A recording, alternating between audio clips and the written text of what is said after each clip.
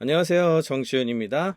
지난 시간에 양자 알고리즘 첫걸음, 양자 연산과 관련된 세 가지, 양자 게이트, 양자 회로, 양자 측정 중에서 양자 게이트 열심히 하다 보니까 시간이 다 돼서 오늘 양자 회로와 측정 얘기를 드리려고 하고요.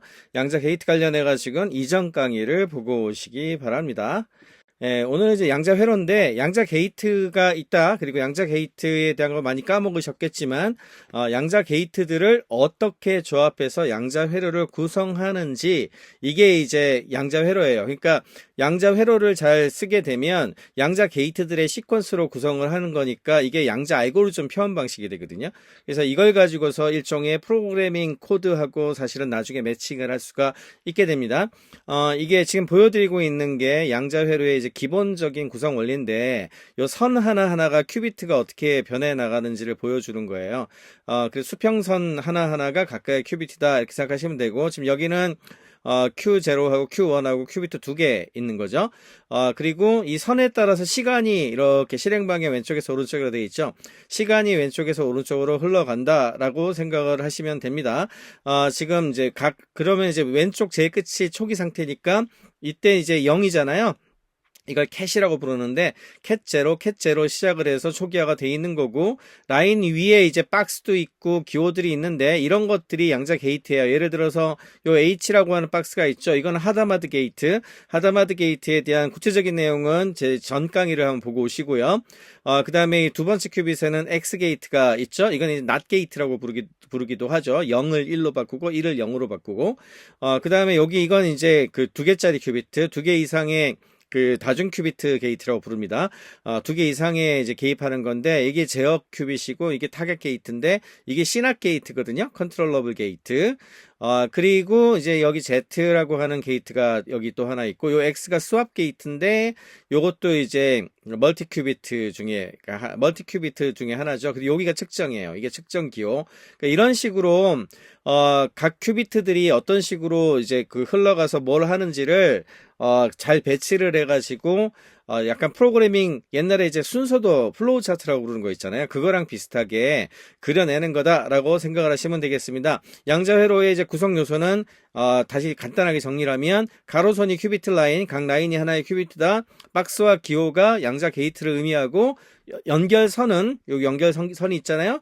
큐비트 간의 이제 제어 관계, 그리고 측정 요 기호가 큐비트 상태 측정하는 거고, 특징이 좀 있어요. 일반적인 우리 이제 플로우 차트 같은 거랑 좀 가장 특징이 뭐냐면 이건 시간과 함께 흘러가 버립니다. 그렇기 때문에 뒤집는 게 안 돼요. 순서가 되게 중요해서 교환 법칙 그런 게 잘 성립을 하지 않습니다. 항상 교환되는 게 아니거든요. 그래서 이 프로그래밍 상에서 봤을 때 게이트 순서가 되게 중요하고, 또 하나는 큐비트별로 따로따로 이게 뭔가 작동을 하거든요. 그러니까 병렬 실행이 처음부터 된다. 요래 생각을 하시면 돼요. 그러니까 서로 다른 큐비트에 독립적으로 게이트 적용할 수 있고, 동시에 여러 연산 수행할 수 있고, 뭐 이런 거죠. 예를 들어 여기 H 게이트하고 X 게이트가 이거 되고 이거 되는 게 아니라 그냥 동시에 되는 거다 이렇게 생각을 하셔도 됩니다. 이게 이제 양자 회로의 기본적인 구성 원리고요. 그러면 요 안에 들어가는 이제 기호들 대표적인 것 좀 알아봐야 되겠죠. 이거는 지난 시간에 게이트 쫙 설명드린 것들을 이제 기호로 정리를 한 거라고 생각하시면 되는데, 단일 큐비트 게이트가 있고 다중 큐비트 게이트가 있어요. 단일 큐비트 게이트는 한 큐빗에 적용하는 거죠. 제일 중요한 네 가지가 이 네 가지입니다. X 게이트가 낫 게이트인데 보통 X라는 글자가 쓰인 사각형으로 이렇게 표시를 해요. 이 게이트는 큐비트의 cat0, cat1 상태를 서로 바꾸는 거죠. cat0에 이거 적용하면 cat1 되고 cat1에 적용하면 cat0 됩니다. 낫하고 비슷해요. Z 게이트는 위상 게이트라고 부르는데 Z라고 하는 글자에 사각형 쓴 거고요. 이 게이트는 위상은 이제 플러스 마이너스 바꾸는 거니까 0 같은 경우에 cat0 같은 경우에 유지가 되고 1 같은 경우에 마이너스가 붙어버려요. 이제 이런 식으로 위상을 바꾸는 거고요. 그 다음에 하다마드 게이트는 중첩 상태 생성하는 이제 핵심 게이트인데 이 H라고 하는 그 글자가 쓰인 사각형으로 표시를 하죠. 이거는 cat0는 cat0 더하기 cat1을 루트 2로 나눈 거. 그래서 이렇게 90도 회전하는 우리 블록 하는 그 스피어 설명했었잖아요. 90도로 이렇게 바꾸는 건데 요 적도상에 위치시키는 거거든요. 예, 그래서 제로는 cat 제로 더하기 cat 1을 루트 2로 나눈 거. 그리고 1 같은 경우에는 cat 1 같은 경우에는 cat 제로에다가 마이너스 cat 1의 루트 2. 그래서 하나는 다르게 표현할 때는 플러스냐 마이너스냐를 결정하게 하면서 이게 확률적으로는 50%, 0이냐 1이냐가 50%이기 때문에 적도상에 위치하거든요. 그렇게 만드는 거를 하다마드 게이트라고 불러요. 그리고 S게이트가 있는데 S게이트는 90도 꺾는 겁니다. 90도. 그래서 Z게이트 이게 위상이 반전이잖아요. 반전은 180도 반전하는 거잖아요. 그러니까 90도만 꺾어가지고 바꾸는 그런 게이트를 얘기하는 거고 이제 이거 이외에도 뭐 Y게이트, T게이트 이런 거 있는데 이거는 지난 강의에 이제 간단히 설명했으니까 그런 게 있다 하고 생각하시면 될 것 같고 다중 큐비트로 제일 유명한 건 시납 게이트하고 수압 게이트가 있어요. 시납 게이트 같은 경우에는 이 둘 다 마찬가지지만 제어 큐비트하고 타겟 큐비트로 구성이 되는데 제어 큐비트는 검은색 점으로 표시를 하고요. 타겟 큐비트는 요 플러스로 표시를 해요. 이 두 기호를 연결하는 수직선이 그 두 큐비트 간의 제어 관계를 나타내는 거고요. 수압 게이트 같은 경우에는 서로 교환하는 게이트인데 그러니까 바뀌는 거예요. 예를 들어서 시납 게이트 같은 경우에는 수압 게이트 같은 경우에 cat 01 이 있다면 cat 1 제로로 cat 1 제로는 cat 01으로 그러니까 두 개 순서를 바꾸는 거죠. 00나 11은 두 개가 똑같으니까 바꾸나 마나 똑같잖아요. 그러니까 그런 식으로 답이 나오는 거라고 생각하시면 되겠습니다. 다중 큐비트는 이거 말고도 뭐 토폴리 게이트, CC낫이라고 하는 게이트 두 개의 제어 큐비트하고 하나의 타겟 큐비트로 구성되는 그 다음에 이제 프레드킨 게이트, C 수압이라고 하는 게 있어요. 제어된 수압이라든지 좀 더 다양한 다중 큐비트 게이트가 있는데 중요한 거는 대부분의 다중 큐비트 게이트 이것들 제외하고는요. 얘네들의 조합 가지고 대부분 구성할 수가 있어요. 그래서 이제 기본은 얘네들이다라고 생각하시면 되고요. 그 다음에 측정 같은 경우에는 두 가지 측정을 합니다. 계산 기저 측정이 있고 일반 측정 기호가 있어요.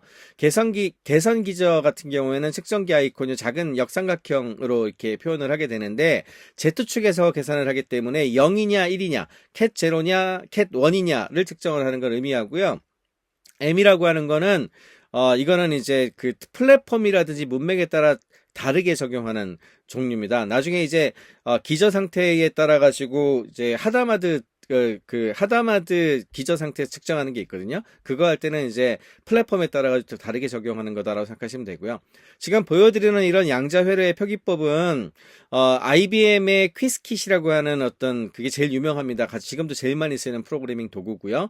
그 다음에 구글에는 썰큐 그리고 나중에 이거 따로 이제 강의 시리즈 만들어 드릴 거예요. 마이크로소프트는 큐샵이라고 하는 언어를 쓰는데 이런 양자 컴퓨팅 플랫폼마다 약간씩 차이는 있을 수가 있어요. 구현 방식이나 이런 것들도 좀 다를 수 있기 때문에 그렇지만 기본적인 아이디어는 동일하다라고 생각하시면 되고 그 다음에 최근에 이제 이런 거를 오픈 소스화 해가지고 오픈 문법화하는 오픈 QASM이라고 해서 일종의 퀀텀 컴퓨터 어셈블리 언어 같은 것들이 나오고 있거든요. 그런 거를 통해서 점차 표준화가 되고 있어서 기본은 이런 표기에서 많이 달라지지 않아요. 그래서 이걸 이해를 하시면 나중에 튜토리얼 같은 거 보시면서 프로그래밍 하실 때 얼마든지 적용하실 수가 있게 됩니다. 그 다음으로는 이제 예제 하나를 보여드릴 건데 이것들을 섞어가지고 가장 많이 쓰이는 것 중에 하나가 이 벨 스테이트라고 하는 걸 만드는 벨 스테이트 생성 다이어그램이에요. 이게 양자 컴퓨터의 일종의 헬로 월드 프로그램 같은 거다라고 생각을 하시면 됩니다. 벨 상태는 이게 왜 중요하냐? 굉장히 중요하거든요. 이게 단순하지만 무지무지 많이 쓰이는 종류예요. 이 벨 상태는 양자 얽힘이라고 하는 것을 만드는 가장 기본적인 예시예요. 두 개의 큐비트로 시작을 하고요. 두 개의 큐비트가 완전히 얽혀 있는 상태를 보통 이제 벨 상태를 네 가지를 얘기를 하거든요. 그 중에서 지금 보여드리고 있는 거는 가장 대표적인 벨 상태 이게 이제 cat 사이프러스라고 하는 이 녀석이 제일 대표적인 건데 얘를 만드는 어떤 생성 회로입니다. 처음에는 아까 말씀드린 것처럼 기저 상태 제로로 해서 보통 시작한다 그랬잖아요. 이 두 개의 큐빗이 이렇게 시작을 해요. 그런 다음에 여기에 이제 하다마드 게이트를 이제 적용을 하게 되면 하다마드 게이트는 여기 이제 이제 0하고 0이 시작했기 때문에 이 두 개를 한꺼번에 표현하면 0, 0 이렇게 표현하거든요. 여기에 하다마드 게이트를 적용을 했다. 그러면 0에도 이 위에 있는 0에도 적용됐을 거 아니에요. 그럼 위에 있는 0 같은 경우에는 90도를 이렇게 스르르 꺾어가지고 0과 1이 중첩되어 있으니까 0과 1이 중첩되어 있는 그 상태로 움직이고, 그 다음에 확률적으로는 얘네들을 절대값을 제곱을 했을 때 항상 1이 돼야 되거든요. 그럼 얘도 1이고 얘도 1이니까 1 더하기 1이니까 아래쪽도 제곱을 했을 때 2가 돼야지 2분의 2가 돼가지고 확률이 1이 되잖아요. 그래서 루트 2로 나눠줍니다. 그래서 루트 2로 나눠주게 되는 어떤 그런 형태가 되고, 그 다음에 아래쪽 제로는 그대로 있겠죠. 여기에 이제 이거를 이제 합성 곱을 하는 형태로 바뀌게 됩니다. 원래는. 거기에다 이제 C 낫을 여기다 붙였죠. C 낫을 붙이게 되면 C 낫의 특징은 요거에다가 이 복수 게이트니까 요 0에 해당하는 것은 이 컨트롤이 0이면은 이 뒤쪽도 0이고 컨트롤이 1이면은 뒤쪽이 0으로 뒤집힌다고 그랬잖아요. 그러니까 이제 보면은 0일 때는 요 위에가 이제 0으로 바뀌었어. 그러면은 아래쪽에 0이라고 했을 때는 그대로 유지가 되죠. 그러니까 00이 돼 버립니다. 예, 그래서 뒤에가 0이잖아요. 그러니까 00이 된 거예요. 이 타겟이 앞에가 0이었으니까 0은 그대로 갔고, 이 뒤에가 0이니까 그대로 0을 갖고 온 거죠. 근데 이제 만약에 1이에요. 1이 이제 여기서 이제 뭔가 이제 1로 변했어. 측정을 여기다가 이제 게이트를 적용했는데 1로 변했어요. 그러면 1이고 여기는 이제 여기는 변하지 않았으니까 얘가 0으로 그대로 올 거 아닙니까? 0으로 만약에 1로 변했다고 칩시다. 네네. 0으로 그대로 오게 되잖아요. 그러면 1이면은 0을 뒤집어야 되잖아요. 0을 뒤집게 되면 1이 되겠죠. 그래서 cat 0, 0과 cat 1, 1이 만들어지게 되고, 루트 2 나눈 건 그대로가 되겠죠. 그래서 이게 cat 사이 플러스라고 부르는 상태예요. 요걸 만드는 가장 기본적인 회로 게이트가 되겠습니다. 이렇게 되면은 결과적으로 이제 이게 만들어진 거지만, 벨 상태가 왜 중요하냐면은 두 큐비트가 완전히 얽혀 있게 되잖아요. 그러면 하나의 큐비트의 결과가 다른 큐비트 상태를 즉시 결정하는 상태가 돼요. 0이면 0이고 1이면 1이에요. 이런 식으로 되는 거잖아요. 만약에 0으로 측정이 되면 전체 상태는 즉시 00으로 붕괴를 하게 되고, 만약에 만약에 첫 번째 큐비트가 1로 측정이 되면 전체 상태가 1로 붕괴되니까 두 번째 큐비트도 1 상태가 되잖아요. 이게 왜 그렇게 중요할까요? 이거는 두 큐비트 사이에 어떤 물리적 연결이 없더라도 하나의 측정이 다른 큐비트 상태를 즉시 결정한다는 의미가 되는 거거든요. 이거를 비곡소적 상관관계라고 불러요. 이게 바로 이제 아인슈타인이 양자역학에 대해서 이해 못하겠다 얘기하는 것 중에 유령 같은 원격작용이다, 뭐 이런 얘기를 했었잖아요. 양자 얽힘에 대해서.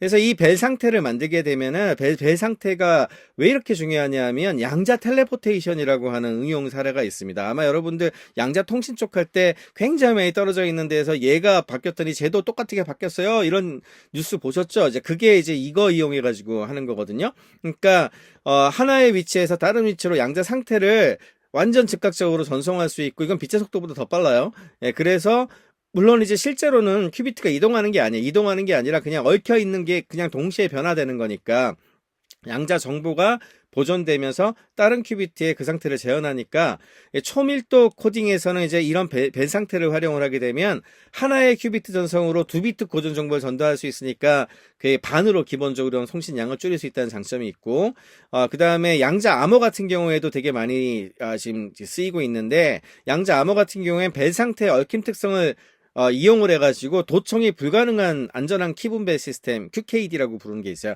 그걸 구축을 할 수 있는데, 도청 시도를 하게 되면 얽힘 상태를 교란시키기 때문에 이게 즉시 감지가 돼요. 무조건. 그러면 이게 붕괴가 되면서 얘가 알 수가 없게 됩니다. 이것처럼 벨 상태 생성 회로만으로 양자 정보 이론을 이용을 해서 양자 컴퓨팅이나 통신 같은 데 쓰일 수 있는 가장 기본적인 걸 생성하는 건데, 그 회로는 이렇게 그립니다. 그 다음에 이제 측정인데, 측정은 되게 뭐 여러 차례 얘기를 했었지만, 그 양자 측정은 중첩 상태에 있는 큐비트를 관찰하는 과정이고요. 이걸 이제 고전적인 그 데이터로 바꾸는 거죠. 그 측정 전 큐비트 같은 경우에는 이렇게 캣 사인은 알파 캣 제로 더하기 베타 캣 1이라고 하는 복소수 공간에 표현을 해요. 그러면은 측정 후에는 0과 1 중에 하나로 붕괴를 하게 될 텐데, 이 확률은 이 알파의 절대값 제곱, 그 다음에 베타의 절대값 제곱, 이 두 개는 더하면 1이다. 이제 이래야 이제 원 위에 올라가잖아요. 이제 이런 식으로 되는 거죠. 그래서 만약에 이제 우리가 흔히 얘기하는 그 하다마드 게이트 적도 위에 있게 되면 0하고 1이 반반 상태, 0 더하기 1의 반반 상태 루트 2로 나눈 것 같은 경우에 각각 루트 2분의 1, 루트 2분의 1이니까 제곱의 제곱을 하면 2분의 1 더하기 2분의 1에 대해서 1이 돼버리잖아요. 예, 그런 식으로 이 경우에는 0과 1이 측정될 확률이 각각 50%란 얘기예요. 왜냐하면 루트 2분의 1을 제곱시켜야 되니까. 그래서 근데 만약에 큐비트가 이거다 측정이 돼가지고 캣 제로 상태에 있다, 그럼 측정 결과는 항상 이거예요. 100% 무조건 이거고, 1이면 캣 제로, 캣 1이면 항상 캣 1로 되는 거죠. 그러니까 이게 이제 굉장히 중요하고요. 양자 측정에는 세 가지 핵심 특징이 있어요. 하나는 측정 자체는 확률적이다. 중첩 상태의 큐비트 측정하면 결과는 확률에 따라 무작위 결정이 됩니다. 이게 양자역학의 본질적인 특징이죠. 그 다음에 단순한 지식의 부족이 아니라 자연의 근본적인 무작위성을 이용하는 거예요. 측정은 상태 붕괴를 일으키게 되는데, 상태 붕괴가 되면 측정 직후에 원래 중첩 상태가 사라져요. 예, 그러기 때문에 기존에 있었던 중첩 상태에 있었던 정보는 다 소실이 됩니다. 한번 측정하면 비가역적으로 반응을 하게 돼요. 측정을 할 때는 항상 기저 상태에서 이루어지게 되니까 측정 기저를 선택을 해야 되는데, 보통은 계산 기저, Z 기저를 이용해서 측정을 해요. 요 얘기는 이따 더 자세히 말씀드릴게요. 그 다음에 다른 게 있으니까 말씀을 드린 거겠죠. 하다마드 기저라고 하는 X 기저 상태가 있어요. 이거는 플러스 마이너스 상태 측정하는 건데, 이딴 걸 왜 만들었냐? 예, 그게 이제 다음 슬라이드에서 저 설명을 드릴게요. 측정 기저 상태를 이렇게 두 가지로 만들어 놓고서 측정을 하는 이유인데요. 이게 Z 기저 측정은 계산 기저, 이게 가장 표준적인 측정 방식인데 0과 1을 기본 상태로 해요. 예, 그래서 큐비트 상태를 우리 그 블록 스피어, 그 지난 강의에서 설명 많이 드렸잖아요. 블록 스피어에서 북극과 남극 얘기했잖아요. 북극이 제로 상태, 캣 제로고 남극이 캣 원이다. 이렇게 설명을 드렸죠. 이런 경우에 Z 기저 같은 경우에는 뭐 예를 들어 지금 이 플러스 게이트 같은 경우에는 0과 1 나누기 루트, 그러니까 여기 요 적도상에 0과 1 중간 상태로 있는 거거든요. 그러면 0과 1이 각각 50% 확률로 있는 거잖아요. 근데 측정을 할 때 붕괴를 하면서 요리로 가든가 요리로 가요. 그래서 블록 구면으로서 보면 이게 Z축이거든요. 이 Z축을 따라서 측정한다 그래서 Z 기저 측정이라고 불러요. 0이 되면 북극 쪽으로 이동해 버리면서 붕괴한 거고, 1로 측정됐다는 거는 남극 쪽으로 붕괴하면서 측정됐다는 얘기예요. 요게 이제 Z 기저 측정입니다. 이걸 제일 많이 쓰고요. 보통은 요걸 써요. 근데 어떤 경우에 X 기저 측정을 합니다. 그게 이제 하다마드 측정인데, 하다마드 기저를 이용한 측정인데, 이거는 측정하기 전에 하다마드 게이트를 적용을 해요. 그러면은 요렇게 회전을 해가지고 요 그 X축 위로 이렇게 이동을 하게 되거든요. 그러면은 X 기저상에서 보면은 그 두 가지 중에 하나로 측정이 되게 만드는 거죠. 플러스 게이트로 완전 끝에 여기로 플러스로 측정을 하거나 마이너스 측정을 하거나, 플러스와 마이너스가 각각 50% 확률로 측정되는 것을 X 기저 측정이라고 부릅니다. 요렇게 이제 서로 다른 그 측정 기저를 만드는 이유는 양자 통신 때문에 두 개의 서로 다른 걸 하면 좋아서 그런데, 양자 통신 쪽에서 최근에 이제 PQC, 퀀텀이 들어오게 되면 포스트 퀀텀 크립토그래피 산업이 뜰 거라 그러잖아요. 그와 관련된 양자 통신 알고리즘 프로토콜 중에서 가장 유명한 것 중에 BB84라고 하는 프로토콜이 있어요. 이 BB84 프로토콜 같은 경우에는 송신자가 무작위로 G나 X 기저를 선택을 하고 수신자도 독립적으로 기저를 선택을 해요. 보통 이제 통신 쪽은 앨리스와 바브로 얘기를 많이 하니까 메시지 보내고 받고 할 때 앨리스가 무작위로 Z 기저 또는 X 기저를 선택을 해서 큐비트를 준비를 하고 전송을 해요. 수신자도 독립적으로 측정 기저를 무작위로 선택을 해서 이제 수신을 해요. 그리고 나서 통신을 하고 나서 각자가 어떤 기저를 사용했는지 공개적으로 공유를 하면 같은 기저를 사용한 경우에만 그 결과를 암호화키 생성에 사용을 할 수가 있습니다. 만약에 도청자, 보통 2부라고 부르죠. 2부가 중간에 큐비트 가로치 측정해. 그러면 잘못된 기저로 측정할 확률도 있고 2부가 개입하는 것 때문에 이게 붕괴를 해버리거든요. 그러면 이거 도청 시도가 있었다 하면서 이 통신은 날려버리는 거죠. 이제 이런 식의 그 작업을 통해 가지고 안전한 통신을, 그러면서도 진짜 굉장히 빠른 통신을 할 수 있도록 만드는 게 이제 양자 통신의 핵심 중에 하나예요. 그러려면 요 기저가 있어야 되는 거거든요. 예, 그 다음에 측정 후 상태 변화에 대한 얘기인데, 이거는 아까 설명드린 것들을 그냥 다시 설명드리는 거예요. 양자 측정은 단순히 상태를 관찰하는 걸 넘어서 가지고 상태 자체를 변화시키는 과정이라는 점이 되게 중요한데, 지금 이 상태 같은 경우에 캣 사이가 이게 제일 얘기 많이 하는 블록 블로크 규면에서 90도 이렇게 회전을 해가지고 적도상에 위치시킨 거잖아요. X축 방향으로 가는 이제 벡터를 의미합니다. 이게 플러스, 여기가 플러스고 여기가 마이너스니까 오른쪽을 가르치고 있죠. 0과 1 나누기 루트 2. 예. 그래서 50% 확률로 0 또는 1이다. 뭐, 이렇게 생각을 하시면 되는데, 중요한 점은 측정을 하게 되면 50% 확률로 요리로 가고 50% 확률로 1이 가겠죠. 그리고 재측정을 하면 어떻게 돼? 측정한 그 상태가 그냥 유지가 됩니다. 왜? 붕괴했으니까. 붕괴함으로 인해 가서 더 이상 중첩 상태가 아니니까 100% 확률로 0이나 1로 그냥 무조건 측정이 됩니다. 그렇기 때문에 양자 측정이 필연적으로 정보 손실을 수반한다는 거고요. 중첩 상태는 여러 가능성을 동시에 이렇게 표현을 할 수가 있지만 측정을 통해서 하나의 결과만 얻게 되잖아요. 0과 1을 루트 2 나눈 상태에서 0과 1이 동등한 중첩을 나타내지만 측정 후에는 하나만 남고 위상도 다 날아가고 원래 상태가 다 날아가니까 일종의 압축과 같은 역할을 하게 돼요. 그런 면에서는 통신에서는 압축의 효과가 있지만 다르게 보자면 양자 알고리즘이 측정 시점을 신중하게 선택해야 되는 이유입니다. 양자 컴퓨팅의 강점이 중첩 상태를 최대한 활용을 해서 병렬 계산 능력을 하는 경우가 많잖아요. 예를 들어서 뭐 제일 우리 많이 얘기하는 쇼우 알고리즘이라든지 그로버 알고리즘이라든지 이 둘 다 제가 강의로 설명을 드렸습니다. 이 두 가지 알고리즘 같은 경우에 그로버 알고리즘 같은 경우에는 반복적으로 진폭, 증폭을 이렇게 시켜가지고 찾고자 하는 해에 해당하는 상태의 진폭을 키워가지고 최종 측정을 했을 때 답을 찾는 확률을 높이는 거잖아요. 예, 그러니까 중간에 해버리면 틀릴 가능성이 되게 높아져요. 그래서 이거 최대한 뒤로 늦춰야 되는 종류고, 쇼우 알고리즘 같은 경우에 양자 퓨리의 변환을 하는 건데, 주기 찾기 문제에 이용하는 거잖아요. 이것도 측정하기 전에 간섭 효과를 활용해서 주기와 관련된 상태가 측정을 될 확률을 높이는 방식으로 작동하거든요. 그러니까 측정을 중간에 해버린다든지 이러면 이게 붕괴를 해버리니까 답을 낼 수가 없죠. 예, 그렇기 때문에 최대한 측정은 마지막에 하지만 통신 같은 경우 할 때는 의외로 이걸 이용을 해가지고 압축 형태로도 쓰일 수 있다. 여기까지 이해를 하시면 되겠습니다. 오늘은 여기까지 강의를 드리고 벨 상태 공부를 했으니까 다음 시간에 간단하게 이제 양자 프로그래밍 코딩 에 해당하는 일부 가장 기본 코드만 좀 소개를 드리려고 합니다. 예, 다음에 뵙겠습니다.